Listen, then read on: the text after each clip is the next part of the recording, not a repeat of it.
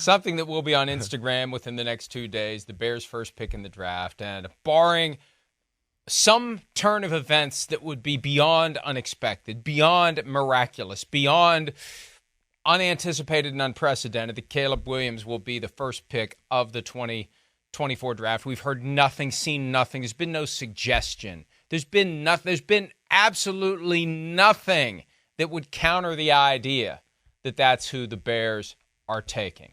And coincidentally or not, today's the day that they're going to pull the sheet off the renderings for their new stadium in Chicago, where they're going to be asking for $2.3 billion, according to Chicago Tribune, in public money between the stadium and the infrastructure. $2.3 billion the Bears will pay, $2.3 billion the public will pay, one day before they bring potentially the first franchise quarterback to town since Sid Luckman and have another top 10 pick.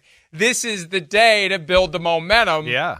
To pass the hat, right, to get $2.3 billion Smart. in taxpayer money for your new stadium. I didn't even realize all that's going down, but that makes sense. I mean, yeah, you're kicking off a week and a weekend here where, I mean, the future, as we know, it is for everybody here, but it looks bright. Ooh, we got something working. We got a quarterback. We got another guy in the top 10.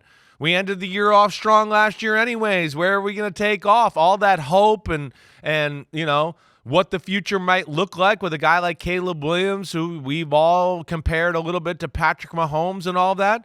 Yeah, I would think that, does them some favors in the Chicago area with the people there and the taxpayers there. Yeah, look, it's a no-brainer that this is the time to at least try. Whether it works or not remains to be seen. The key continues to be find a way to do it that doesn't involve the electorate voting on it.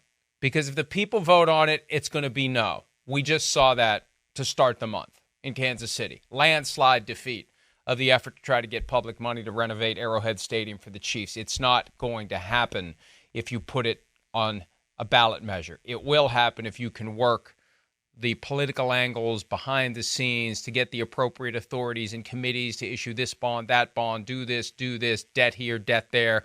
All that, we would talk about how we're averse to debt. The government loves debt up the wazoo. And they have bonds, and it's financial concepts I can't even begin to understand and gave up trying years ago, but that's how they're going to try to pull this off. And for that kind of money, for $4.6 billion in a market like that, I really do think they should consider trying to lure another team to town. I really do. Apologies to whoever they would be luring a team from, but I've been saying for years that Chicago feels like it should be a two-team town. And whether it's through expansion, whether it's through relocation, all the NFL, not all, but most of what the NFL cares about now is what they're going to make off of the TV stream, not in stadium.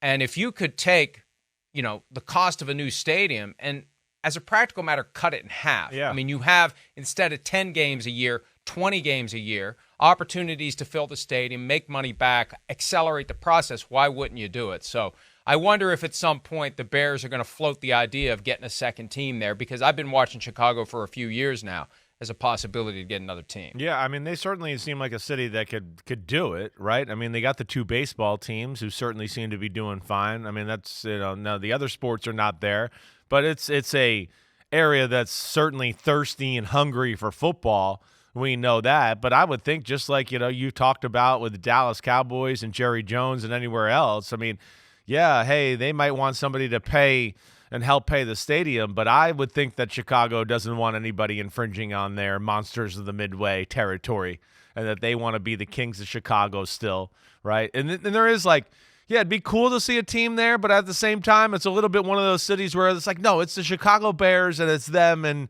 that's what it's got to be, and I don't want to see any difference. So I know the times are changing, and the NFL probably will expand at some point, and that's probably a spot, but man, the Bears are Chicago as far as I'm concerned. And here's the reality. $4.6 billion, if that's the projected cost now, do you think it's going to be lower, or do you think it's going to be higher when the final bill is paid? It's going to be higher. They're finding that out in Buffalo. They're finding out how much higher it's going to be, and the bills are on the hook. It went from 1.4 to 1.7 to 2 now. And that's an extra $600 million the bills are going to have to come up with. So these things never get cheaper. And at some point, you have to entertain in a big enough market the the wisdom, like Stan Kroenke did in L.A.